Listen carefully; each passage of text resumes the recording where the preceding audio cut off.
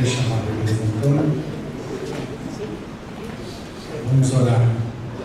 E a pastora Antônia então vai estar trazendo a mensagem de Deus. Senhor, nós queremos, necessitamos, ansiamos por ouvir a Tua Palavra, por nos alimentar da Tua Palavra, Senhor. Fala o nosso coração, Pai, por favor. Clamamos que o Senhor venha a nós e nos repreenda, nos exorte, faça o que o Senhor quiser. Que o Teu Espírito, Senhor, possa faça o que o Senhor quiser. Esta para o Senhor e nos encher das Tuas virtudes, do Teu poder, da Tua glória. Ilumina o Teu servo e fala através dele. Que ele seja boca do Senhor aqui nesta noite, em o nome de Jesus. Amém, Pai. Muito obrigado, reverendo Valci. Eu agradeço. Meus queridos e amados, é uma alegria muito grande estar com vocês neste dia. Já tivemos um primeiro contato com a igreja hoje de manhã, em classe única, estivemos conversando com a igreja sobre missões. Eu quero agradecer o convite do reverendo Valci. Reverendo Valci é um amigo muito querido, amigo muito precioso, pastor expressão de amigos. Reverendo Valci é um amigo de muitos anos. Ele não foi somente um dos meus alunos no seminário presbiteriano do Rio de Janeiro, mas não é um aluno, ele foi um amigo pessoal. Eu nutro por ele um grande carinho, apreço e amor fraternal. De forma que, para mim, é uma alegria muito grande estar na igreja que está sendo pastoreada por ele.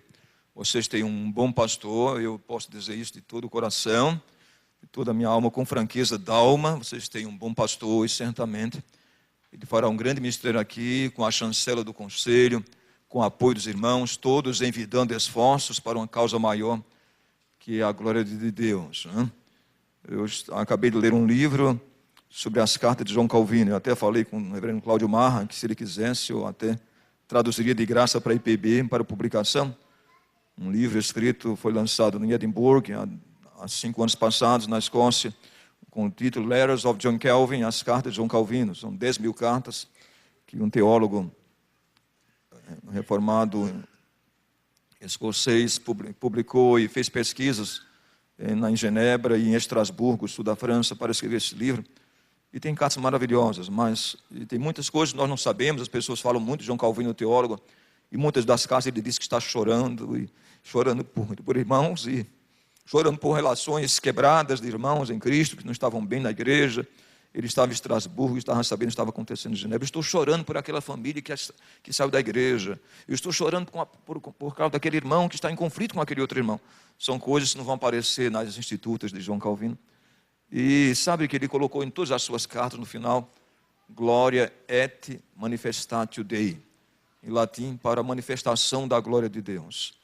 Então, que tudo que façamos na igreja seja para a manifestação da glória de Deus, seja o louvor que foi cantado hoje à noite, amei os louvores contemporâneos cantados, o ofertório, o presbítero Jander estava falando do ofertório, até disse a ele, palavra muito oportuna, que ele falou, o que falou o presbítero André, o que o reverendo falou aqui, tudo que a oração do presbítero Uriel Eckert. Então, tudo que fazemos no templo, Deus não somente está falando conosco, Deus fala em todos os momentos, e de forma que precisamos estar ávidos para ouvir a voz de Deus. Quando a gente vem à igreja, tem que estar pronto a isso. E muitas vezes nós não pensamos isso, né? E que precisamos de fato estar ávidos para que Deus fale no nosso coração a cada instante, a cada momento. Então, eu estou muito feliz em estar nessa igreja. Muito feliz mesmo. O reverendo Valci me convidou e me senti honrado e enobrecido com o seu convite. Me senti distinguido, agradeço a deferência e aproveito em seja a ocasião para augurar a esta igreja as mais profusas e copiosas bênçãos de Deus por ocasião do transcurso dos 48 anos desta igreja. Que o Senhor, em sua graça, possa aspergir do alto dos céus, da sua glória, as suas bênçãos sobre esta igreja. É o que eu auguro de todo o coração. Eu não conhecia essa igreja, mas eu tive amigos meus, estudaram comigo no seminário, que falavam muito desta igreja. Eu tinha um amigo chamado Samuel, conversando com presbítero, foi um bom amigo meu no seminário. E ele falava muito do reverendo Oséias Eckert e o presbítero Uriel Eckert, eu não conhecia. Mas ele falando hoje com o presbítero Samuel, ele disse, ele é meu sobrinho, não foi? Ele é seu primo, né? Então, e foi um bom amigo meu, muito bom amigo meu, Samuel. Não sei se alguém conheceu aqui o Samuel. Então, eu tenho o Jorge também, não sei se o Jorge era dessa igreja também. E foram meus amigos da minha turma de seminário, o Jorge, o Samuel. E eles falavam tanto desta igreja, é a primeira vez que eu venho aqui, Juiz de Fora, mas eu conheci essa igreja só de ouvir falar, através dos meus colegas de seminário, o Jorge e o Samuel. Eu tinha uma amizade muito agradável com eles, de forma que, muito bom. Então, de forma que é muito bom estar entre pessoas que... E sabe que eu estava conversando aqui com a igreja, o reverendo Valci, e é admirável quando a gente percebe aqui em Minas Gerais é quase uma família. Eu falei hoje de manhã na igreja, a gente chega e diz, olha, eu conheço fulano, sempre aqui, eu percebi aqui, conhece fulano que conhece alguém, né? Falando aqui, alguém disse, olha, você conhece o reverendo? Ele mencionou, então, a pessoa mencionou o pastor, ele disse, é meu irmão. Ele disse, é meu amigo em São Paulo. Então, irmã Rosa, né? Então, depois conversando, falando com o reverendo presbítero Uriel, o Samuel é meu primo. Falando com a senhora aqui, ela disse, olha, eu sou sobrinha do presbítero Guaraci Sata. Todo mundo que eu conheço. Então, até brinquei hoje de manhã, por favor, não é falta de... A palavra de Deus será pregada, é só a guisa de introdução. E até mencionei brincando hoje de manhã, mas com muito carinho e apreço, né? Dizendo que Harrison Ford, no seu próximo filme, Indiana Jones, não vai falar do Santo Graal, nem da Arca Perdida, vai falar sobre Minas Gerais, a 13ª tribo perdida de Israel, né? Que todo mundo, a família Eckert, que tem parentesco com a família Ela, que tem parentesco com a família Ringe, que tem parentesco com a família Breda, que tem parentesco com a família Sattler, e assim por diante, né? Todo mundo aqui tem algum cordão umbilical com Alto Jequitibá, Manhuaçu, Manhumirim, e alguma coisa assim, não é verdade? Então eu percebi isso, né? Isso é maravilhoso. Isso é maravilhoso. Então, de forma que me sinto bem aqui. Então, eu agradeço o convite do reverendo Valci, eu agradeço estarem me acolhendo em sua casa. Ele e Débora, um casal preciosíssimo, gente, que casal maravilhoso. E eles estão acolhendo com tanto carinho e apreço na casa deles. E agradecemos muito de todo o nosso coração. Hoje almoçamos com a família, que o reverendo Valci convidou para estarem aqui hoje à noite. E eles estão aqui presentes, estão lá na galeria, juntamente com um presbítero meu, né, que é amigo do presbítero Valci, do reverendo Valci, um querido amado, e amigo meu também, um amigo em comum, o presbítero Davi Lacerda, está aqui com a esposa, Gleide, e são amigos. Quando eu mencionei que ia pregar aqui a palavra de Deus, meu presbítero disse, eu vou lá, meu presbítero no Rio de Janeiro, eu vou lá porque o reverendo Valci é meu amigo também. Então ele veio e ainda convidou uma família daqui, da cidade, para vir assistir o culto. E almoçamos juntos com o reverendo Valci, eles de fato estão ali presentes, né? Então, em nome do pastor, expressamos nosso carinho e nossas boas-vindas. Então, vamos agora abrir a palavra de Deus, tá bom? Sem delongas, eu prometi ser breve, e eu sei que a liturgia é longa, é uma noite festiva, é uma noite singular, é uma noite histórica, e eu não tenho vocação nenhuma para ser estrela solitária, brilhar sozinho, né? Não tenho nada contra o Botafogo, time da estrela solitária, mas eu acho, de fato, a figura central do culto é o Senhor Jesus, e a Ele toda a glória. Então, vamos abrir a palavra de Deus, eu procurei ser lacônico, e de forma que espero que, diante de Deus, dentro do tempo, temos a Eucaristia a ser ministrada, nós vamos expor a palavra de Deus em pouco tempo. Abra a sua Bíblia, sem medo de ser feliz, na palavra santa de Deus, no Evangelho de São Lucas, capítulo 15, versículos 25 a 29. Vamos abrir a palavra de Deus, então, São Lucas, Evangelho de São Lucas, capítulo 15, versículos 25 a 29. E eu creio de todo o meu coração que Deus quer falar ao seu coração a partir desse texto. Creio de toda a minha alma nisso, tá bom? Que o Senhor quer falar ao seu coração a partir desse texto sagrado. Certo? Você abriu o texto, Evangelho de São Lucas, capítulo 15, versículos 25 a 29. Então, vamos ler o texto? Vamos ler então o texto. Vamos ler a uma só voz, o texto aludido. Ora, o filho mais velho estivera no campo, E quando voltava, ao aproximar-se da casa, ouviu a música e as danças. Chamou um dos criados e perguntou-lhe que era aquilo. E ele informou: veio teu irmão, e teu pai mandou matar o novilho cevado, porque o recuperou com saúde. Ele se indignou e não queria entrar. Saindo, porém, o pai procurava conciliá-lo. Mas ele respondeu a seu pai: há tantos anos que te sirvo, sem jamais transgredir uma ordem tua, e nunca me deste um cabrito sequer para alegrar-me com os meus amigos. Essa é a perícope do texto, versículos 25 a 29. Todavia, a mensagem vai se ater somente ao versículo 29. A mensagem que o Espírito Santo me deu para compartilhar com vocês vai se ater somente ao versículo 29. Pai Celeste, rogamos, Senhor, a tua bênção sobre esta igreja, sobre este povo de Deus aqui presente. Louvamos a ti, Senhor, por essa data histórica desta igreja como caminheira dos teus propósitos, cumprindo a sua tarefa missional nesses 48 anos de vida eclesial. Louvamos a ti, Senhor, pelos pioneiros desta igreja, pela vida do teu servo Oséias Erkert, que fez um trabalho brilhante aqui nessa cidade, glorificou e magnificou o teu nome, deixou marcas indeléveis nesta cidade, Senhor. Louvamos a ti pela igreja que sequenciou o trabalho, pelos pastores que deram continuidade a este trabalho. Louvamos a ti pelo pastor atual, Senhor Reverendo Valci, pelo conselho desta igreja, pelos departamentos internos, e rogamos a ti, Senhor, que use esta igreja para a manifestação da tua glória. E aplica, Senhor, no nosso coração a porção lida de tua sacrossanta e divinal palavra. É o que te pedimos, mercê de Deus, em nome do Senhor Jesus Cristo. Amém.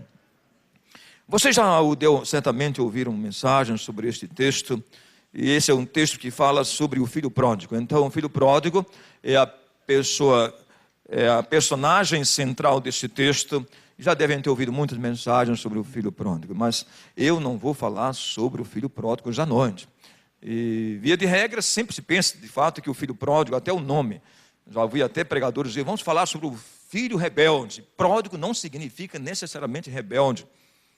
A palavra de Deus diz que até quanto às ofertas devemos agir com prodigalidade, agir com liberalidade. Alguém pode ser pródigo sem ser rebelde. O fato é que ele agiu prodigamente, gastando dinheiro com prostitutas e meretrizes. Esse foi o erro da sua prodigalidade. Ele podia ser pródigo em ofertar, em dizimar, em contribuir, em amar o próximo. Então, pródigo não significa necessariamente o filho rebelde. Significa o filho perdulário, o filho gastador, esbanjador. Seria a melhor palavra para a palavra pródigo, não? Então, nós não vamos falar sobre o filho pródigo. Vamos falar hoje à noite sobre o irmão do filho pródigo. E o que é isso? Aí alguém pode perguntar: reverendo, o senhor foi chamado pelo reverendo Valci para falar de quê? Da sogra do filho pródigo, pitbull do filho pródigo, nada disso. Então, queridos, nós vamos pensar missão numa outra perspectiva. Geralmente nós pensamos missão numa perspectiva externa. Geralmente pensamos algumas conceituações e conotações de missões. Eu trabalhei em missões muitos anos, tenho até doutorado em missiologia, mestrado em teologia sistemática, mas quando se pensa em missões, via de regra, vendo você, a pessoa pensa em missões, via de regra, são missões estrangeiras. A missão, quem é missionário? Aquele que foi para os confins da terra fazer o trabalho de Deus. Geralmente essa compreensão de missão. Mas quando pensamos no Senhor Jesus, no colégio apostólico, missão começa dentro de casa. Missão começa aqui e agora. Por isso Jesus disse, evangelizando, começando na Judeia, Samaria e até aos confins da terra. É necessário que haja compreensão de concomitância. Judeia, Samaria e até os confins da terra. Mas a missão começa na Judeia. Não adianta eu alcançar os confins da terra se eu alcançar a Judeia. Não adianta querer evangelizar a Bolívia se eu não evangelizar a Bolívia, minha vizinha. Não adianta alcançar o mundo e perder a minha casa. Por isso a mensagem desta noite chama-se Perdido Dentro de Casa. Eu gosto muito, o presbítero Davi sabe disso. Eu sempre quando prego eu dou tema, divisa, argumentação, peroração. Isso é costume de pastores antigos. Mas então, vamos então caminhar com esse tema. Perdido dentro de casa. Então a missão começa aqui. Já participei de vários congressos internacionais e um deles, o reverendo Billy Graham pregou sobre Noé. E ele disse naquele congresso de Amsterdã, ele falou, eu cheguei ao primeiro da fila, que eu queria conhecer o Dr. Billy Graham.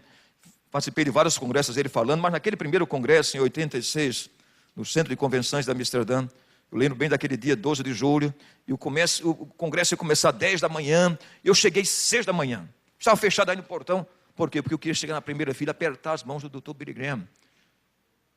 E eu fiquei a 3 metros de onde ele estava falando. E quando terminou, eu fui e apertei a sua mão. Mas é claro que ele não me conhece. Mas foi uma experiência interessante, porque eu falei para ele em inglês, que aquela mensagem falou profundamente ao meu coração, e ele agradeceu. Que bom que falou ao seu coração. Mas não somente ao meu, mas a 12 mil pastores que ali estavam, líderes. Sabe o que ele pregou? Ele disse, muitas pessoas me admiram como pastor. E não penso que eu também admiro outras pessoas. E a pessoa que eu mais admiro na Bíblia, vocês pensam, eu sou evangelista. Vocês pensam que a pessoa que eu mais admiro na Bíblia é Paulo? Não é Paulo. Penso que a personagem bíblica que eu mais admiro é Pedro ou João? Não. A personagem bíblica que eu mais admiro é Noé. E eu fiquei sem entender nada. Porque eu nunca vi Noé como parâmetro de evangelismo. Como uma figura paradigmática para um missionário, para um evangelista. Ele disse, para mim, Noé tem tudo a ver com missão e com evangelização. Noé pregou 120 anos. Ele cumpriu cabalmente a missão que Deus exigiu. O que se requer de cada dispenseiro é que cada um seja encontrado fiel, diz Paulo em 1 Coríntios 4:2. Não importa se o mundo vai ser alcançado. O que importa é que você tenha pregado. Que você tenha sido instrumento de Deus para a preconização do Evangelho. A missão de conversão versionista é obra do Espírito Santo, não minha, nem do reverendo Valci, mas cabe a nós proclamarmos. E ele disse, Noé pregou 120 anos, não salvou ninguém, não entrou na arca ninguém, mas ele conseguiu salvar a sua família. Entrou dentro da arca Noé, a esposa, os 3 filhos e as 3 noras. Por isso, para mim, Billy Graham, Noé foi o maior evangelista de todos os tempos. Não salvou o mundo, mas salvou a sua casa. Querido, quando ele disse isso, eu achei sui generis, porque eu nunca tinha visto um pregador dizer isso. Eu já tinha lido Calvino, Richard Baxter, John Owen, e Charles Roger, Benjamin Warfield, e Bavinck, todos os teólogos, já que é minha área, é minha praia, mas eu nunca tinha visto eles dizerem isso. Noé não salvou o mundo, mas salvou a sua casa. Então a sua grande missão começa dentro de casa. Você não pode ser missionário em Bangladesh. Possivelmente você não vai lá. Você não pode ser missionário no Paquistão. Alguém pode ir por você. Você não vai ser missionário no norte da África, Chad, Mauritânia, Sudão. Ou naqueles países que a missão diz a janela 1040. Mas você pode ser missionário na sua casa, na sua família. Então, esse é o grande desafio. Perdido dentro de casa. Então, vamos pensar na subdivisa. Quais são as ilusões do filho perdido dentro de casa? Quais são as ilusões do filho perdido dentro de casa? Quais são as ilusões? Existem ilusões de forma geral. Ilusões nacionais. Né? As pessoas hoje estão iludidas pelos nossos políticos. Né? Quanta gente diz, eu perdi meu voto. Não tem? Em alguns aspectos. Não estou nominalizando o nome de ninguém. Mas alguém pode dizer, perdi meu voto. Ah, nunca mais voto nesse indivíduo. Né? O Brasil está passando em xeque-mate aí, com lava-jato, sei lá o quê, whatever. Mas o fato é que a eleição está para vir, muita gente está... Eu estava ouvindo a TV Cultura essa semana, muita gente dizendo, cerca de 40% dos brasileiros, não vou votar em ninguém. Não é resposta, né? Não seria. Mas o fato é que mostra uma nação decepcionada com os seus líderes. Então existem ilusões nacionais, ilusões mundiais.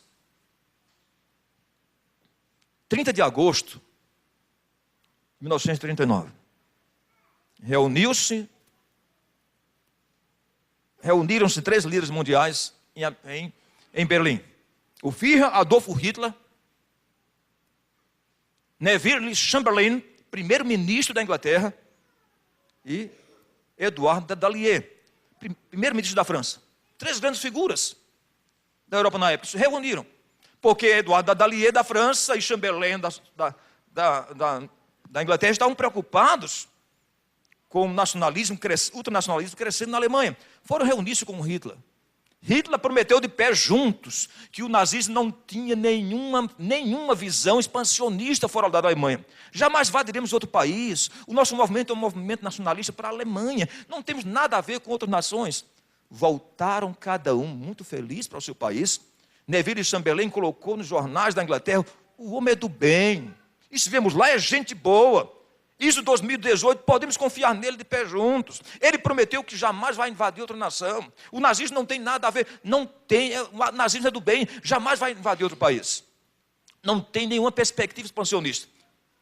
Eduardo Dadalier colocou também, no Le Monde de Paris, a mesma coisa. Um mês depois ele invadiu a Polônia. Foi uma grande ilusão. Mas a França pensou, não, ele pode invadir, mas ele não vai passar pela França.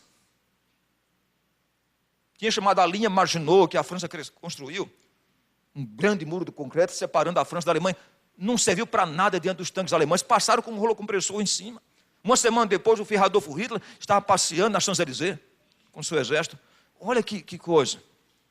Ilusões.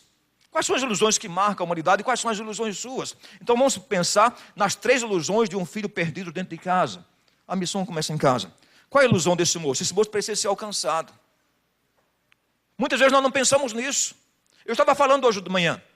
Achamos que toda a Europa é cristã.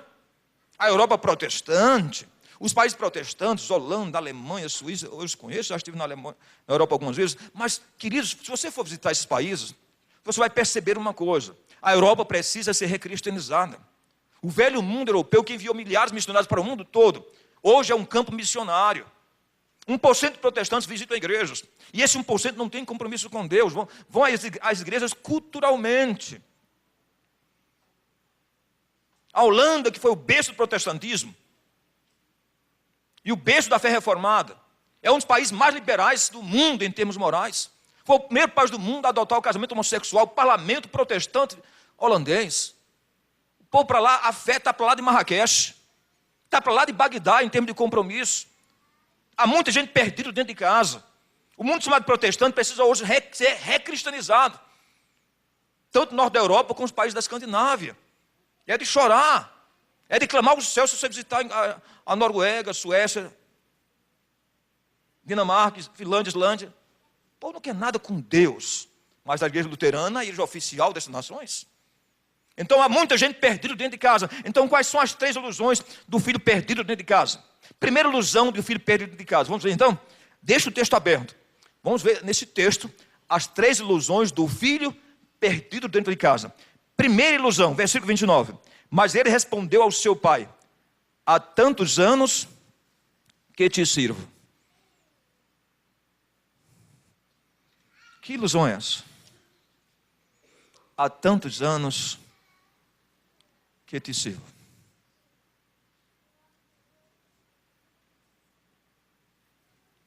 Ilusão de labor. A gente acha que Deus se impressiona com o tempo de serviço. Parece que nunca lemos a parábola da vinha, dos trabalhadores da vinha. Há muita gente que diz, sou presbiteriano há 200 anos. Há muitas pessoas que dizem, sou reformado há 500 anos. A igreja presbiteriana gosta disso. Nós somos uma igreja que temos 500 anos de história. Então nós não temos nada a melhorar. Temos muito sim. Temos que aprender de outros grupos religiosos. Temos que ter a humildade de dizer, precisamos aprender. Precisamos ir para o espelho, nos contemplarmos no espelho. É isso que nós muitas vezes não fazemos. Porque muitas vezes nós agimos narcisicamente, nos autocontemplando, contemplando uma história. E ficamos, nossa confissão de fé, nossa teologia, nossa história, o abecedário espiritual não termina, ficamos só no ar. Então, queridos, Deus não se impressiona com temporalidade. Os judeus pensavam assim, nós não somos bastardos, nós somos filhos de Abraão, temos uma história, estão agora no ano 5.776, é o calendário judaico. Estão esse ano, completaram 5.776 anos, eles estão contando o calendário judaico desde Adão, até Adão foi judeu, até Adão usou kippá. Essa é a compreensão no judeu. Eles se orgulham do judaísmo, eles se ufanam de que Deus é deles, registrado em cartório com CPF, CGC, firma reconhecida, etc. Deus é só nosso. Assim pensavam. Deus não tem nada a ver com os gentios, com os goinhos, com os pagãos. Deus é meu. Então eu não compartilho ele com ninguém. Estão mais perdidos do que tudo. O próprio Jesus diz: vocês não são filhos de Deus, porque se vocês fossem filhos de Abraão, praticariam as obras de Abraão. Se vocês fossem seguidores de Moisés, vocês me ouviriam, porque Moisés falou a meu respeito. E foram os judeus que conduziram Jesus ao Calvário. Foram os judeus que pediram a Pilatos que o crucificasse. Mas diziam que eram o povo de Deus. O povo escolhido de Deus. Perdidos dentro de casa. Primeira lição: ilusão de labor. Há tantos anos que te sirvo.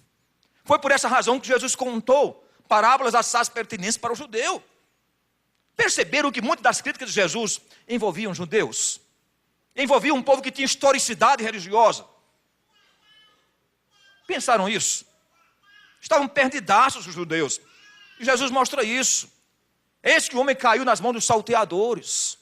E passou ali vendo homens que ali não se condoeram dele, não se apiedaram dele, não tiveram compaixão dele. E passou um sacerdote, disse Jesus, alguém afeito à religiosidade, à espiritualidade judaica, um sacerdote. Depois Jesus disse, passou um escriba, um doutor da lei. E Jesus disse que eles não se compadeceram. E Jesus diz, enfim, passou um samaritano. Os judeus odiavam os samaritanos, ojerizavam os samaritanos, e ajudou aquele homem. Perceberam que muitas das críticas de Jesus foram voltadas aos líderes religiosos da época? Não foram aos pagãos? Perceberam isso? Na cadeira de Moisés se assentam os escribas e fariseus, Mateus 23. Fazei tudo quanto eles vos disserem, mas não imitei suas obras, porque dizem e não fazem. Então, queridos, perdidos dentro de casa. Então a missão da GPC, acima de tudo, é evangelizar o mundo protestante. Alcançar os outrora achados. Outros hoje estão perdidos, precisando ser alcançados. A velha fé da Europa parece a música de Paulinho da Viola. Foi um rio que passou em minha vida e meu coração se deixou levar. O Evangelho foi um rio que passou na vida deles. Queridos, segunda, estou fazendo a concisão da concisão. Queridos, segunda peroração, segunda argumentação. Segunda ilusão do filho perdido dentro de casa. Primeira ilusão de labor. Segunda ilusão de rigor. Ilusão de rigor. O que é que ele disse ao pai? Há tantos anos que eu te sirvo, mas não parou aí. Sem jamais transgredir uma ordem tua. Eu sou fariseu de fariseu. Fariseu de 4 costados. Sou ultramoralista. O judeu pensava assim. Lembra do judeu? Lembra do que Jesus falou sobre o fariseu? Subiram 2 homens ao templo para orar. Um fariseu e um publicano, disse Jesus. E o fariseu dizia, Senhor, eu sou melhor do que os demais homens. E ele começou a elencar diante de Deus as suas virtudes. E outro pecador dizia, Senhor, apieda-se, tem compaixão de mim, pecador. Age com comiseração para com minha alma. E Jesus disse que ele voltou para sua casa redimido. E o fariseu, com todas as suas virtudes, voltou condenado. Quem disse isso foi o próprio Senhor Jesus. Sabe por quê? Porque na cultura cristã, na verdadeira cultura cristã, moralidade não salva ninguém. Quem salva é um coração piedoso, quebrado diante de Deus, que o aceita pela fé. Que o reconhece, como fez a leitura do presbítero André aqui, que é pecador. Miserável pecador, redimido por graça. Sabe por quê? Porque no reino dos céus não existe meritocratas. Não existe meritocracia. Existe graça-cracia. Tudo pura graça. Há um cantor que eu gosto muito dos seus hinos. É médico, como o presbítero Jander, né? E outros. Que é o pastor Paulo Brito, da igreja Maranata. É um homem de Deus, viu? Não é presbiteriano, mas é um homem santo de Deus. A gente tem que saber que existe muita gente santa fora dos nossos arraiais, né? Há muita gente crente que não é presbiteriano necessariamente. Pois bem, o pastor Paulo Brito tem um dos seus hinos muito belos. Um dos seus hinos ele fala sobre a graça. Quando chegares no céu, irmão, e perguntarem por que chegaste aqui, foi pela graça de Jesus que eu venci e cheguei aqui. Foi pela graça de Jesus que eu venci e cheguei aqui. Graça, Graça, quão maravilhosa graça, graça, irmão, eu vos digo que foi assim, foi pela graça de Jesus que eu venci e cheguei aqui. É um dos hinos mais belos, é pura graça. Então não existe meritocracia. Há tantos anos que eu tive possível sem jamais transgredir uma ordem tua. Então ele estava colocando dentro do Pai as suas virtudes, seu moralismo eclesiástico, seu moralismo religioso. Ele estava falando isso, ele estava mostrando isso ao seu Pai, colocando evidência por causa do filho que voltou. Ele queria dizer que o filho não merecia nada, o filho não estava no campo da meritocracia, o outro que chegou. Não merecia ser recebido pelo Pai. Por isso Jesus contou a parábola da vinha. Aqueles que chegaram a Deus na 10ª hora, no entardecer, no crepúsculo, na última hora. E Jesus disse que eles receberam, juntamente com os demais, que passaram o dia todo no sol causticante e trabalhando, todos receberam o mesmo denário. E aqueles que trabalharam o dia todo ficaram enraivecidos. Senhor, nós merecemos mais. Trabalhamos o dia todo e o Senhor deu um denário àqueles que pouco trabalharam.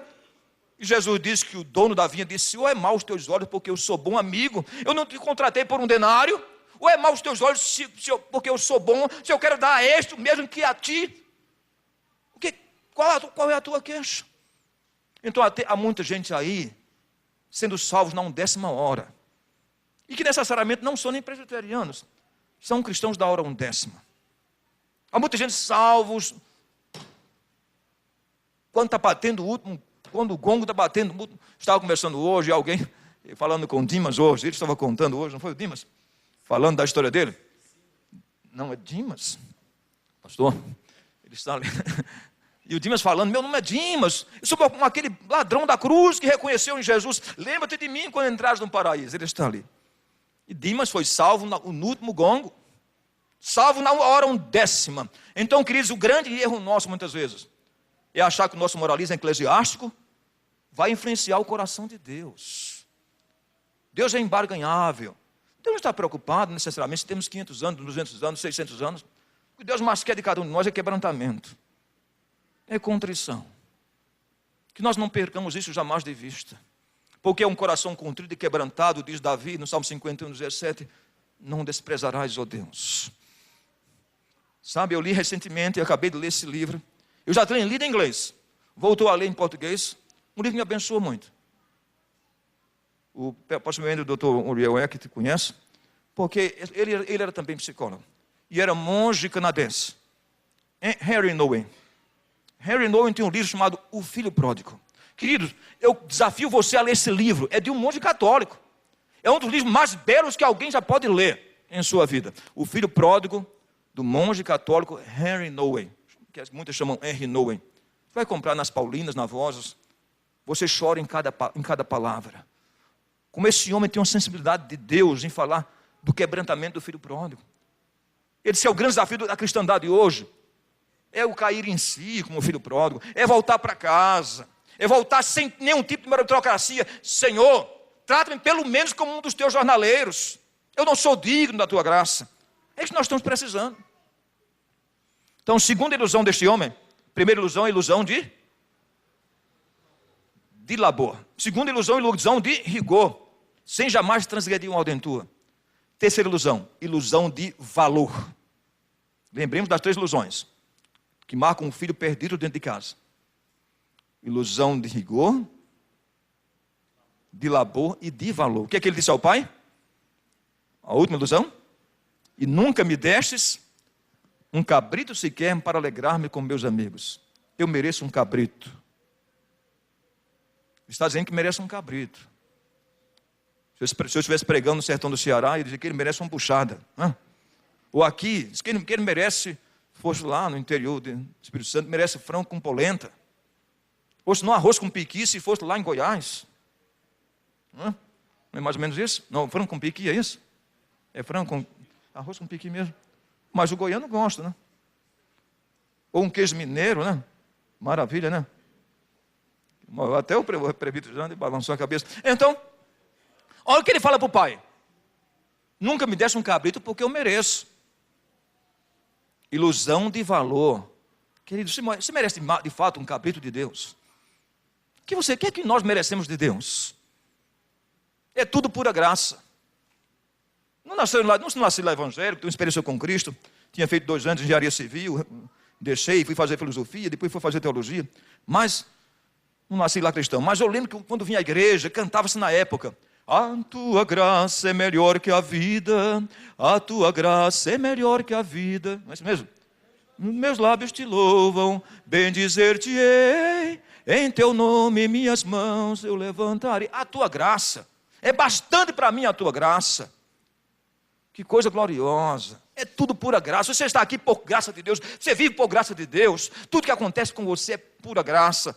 O apóstolo São Paulo agiu acertadamente. Paulo é o teólogo da graça.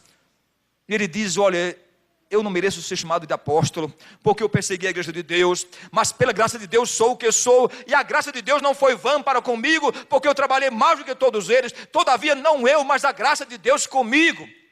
1 Coríntios capítulo 15, versos 10 a 11. Eu gosto muito de história da arte, porque eu tenho formação também em história da arte. Ensinei 15 anos no Mackenzie, no curso de arquitetura em São Paulo, sobre história da arte. Mas eu gosto muito de arte. E eu gosto muito de pintura. Eu fiz mestrado em Claude Monet, em pintura impressionista. Mas eu gosto muito dos quadros barrocos dessa área, né? Então eu queria muito conhecer os quadros de Rembrandt.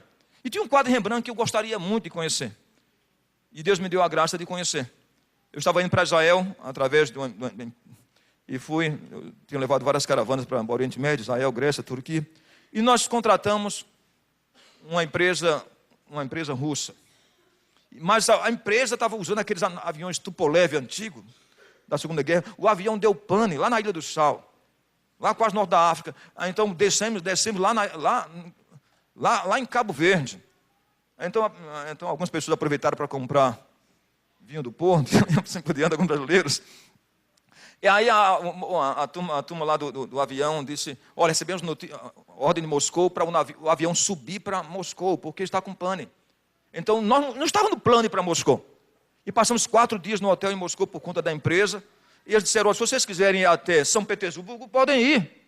E eu fui a São Petersburgo conhecer o Museu Hermitage. E lá eu pude ver esse quadro aqui.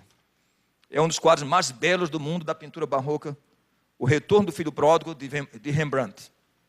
Rembrandt, Maison van Ries. Ninguém sabe, poucas pessoas sabem. Rembrandt era reformado. O pai dele era presbítero da igreja de Amsterdã. Ele foi expulso da igreja porque ele divorciou-se, naquela época não havia divórcio. Ele brigou com a fé reformada, não voltou, mas a fé continuou nele, e continuou pintando quadros. E esse é o quadro de Rembrandt, pintado em 1666. O filho pródigo volta para casa, ao quebrado, uma alma capitulada, dividida, fracionada, sofrida. E o pai o abraça. É um dos quadros mais belos que alguém pode ver, da engenhosidade humana no campo da pintura. O quadro de Rembrandt e Maison é uma das coisas mais belas. Eu, quando vi aquele quadro, eu chorei. Museu Hermitage de São Petersburgo. Meus amados, quais são as suas ilusões? Então, sua missão deve começar dentro de casa. Antes de salvar o mundo, salva a sua casa, salva a sua família. Essa é a primeira missão. Eu sei que tem muita gente orando pelos seus filhos, pela conversão dos seus filhos. Que coisa bela. É a sua sagrada missão. Antes de alcançar o mundo, alcance sua família, alcance a sua casa. A sua missão começa no lar. Começa dentro de casa. Há muitos filhos perdidos dentro de casa. Essas são as 3 ilusões desse homem, desse jovem perdido dentro de casa. Ilusão de rigor, ilusão de labor, ilusão de valor. Vamos orar? Vamos, são 8h18, não é isso mesmo? Vamos conversar com Deus. Vamos pedir ao Senhor que abençoe as nossas vidas. A igreja presbiteriana tem um projeto Missão Ana, projeto Ana, tem projeto Desperta Débora, e tantos outros movimentos de oração. Eu sei que tem muita gente aqui orando pelos seus filhos, suas filhas, seus genros, suas noras, seus netos, para que Deus os salve. Hoje pode ser uma noite de quebrantamento e de oração, dizendo: Senhor, dá-me a graça de, antes de partir desta vida, ver meus filhos na tua casa, ver meus filhos na tua presença. der certo, você deve orar pelos missionários que estão além da Além-Mar, em outras nações. Mas comece a orar por missão dentro de casa. Missão indoor. Missão com a sua família. A missão começa ali. Nosso Pai Celestial, muito obrigado, Senhor, por Tua gloriosa palavra. Senhor, nos ajuda a começar a missão dentro da nossa casa. Muitas vezes estamos iludidos, Senhor, e há pessoas iludidas dentro da nossa família. Iludidos como esse irmão do filho pródigo, com a ilusão de rigor. Há quanto tempo? Ilusão de labor, de rigor, sem jamais transgredir ordem tua. Ilusão de valor, nunca me desse um cabrito porque eu mereço. Senhor, nós nada merecemos. É tudo pura graça tua, Senhor. Somos salvos por graça. Pela graça sois salvos mediante a fé. Isso não vem de vós, é dom de Deus. Muito obrigado, Senhor, por esta igreja. Essa é uma noite singular, histórica, marcante, abençoadora, benfazeja para essa comunidade, Senhor. Abençoa o reverendo Valci graciosamente, copiosamente, profusamente, seu conselho. Abençoa este conselho, Senhor. Usa esta igreja de forma bela e graciosa para o teu reino. Que nesta igreja, essa igreja seja uma comunidade terapêutica de Cristo, onde pessoas solitárias encontrem companhia, perdidos encontrem salvação, desesperançados encontrem esperança, solitários encontrem companhia. Usa esta igreja, Senhor, como comunidade terapêutica de Jesus Cristo. É o que nós oramos e suplicamos a Ti nesta hora. Em o nome do Senhor Jesus, sob cujo nome dobrar-se-á céus e terra, e toda língua um dia há de confessá-lo como Senhor, para a glória de Deus Pai. Amém, Jesus. Amém. Amém. O Senhor muito os abençoe.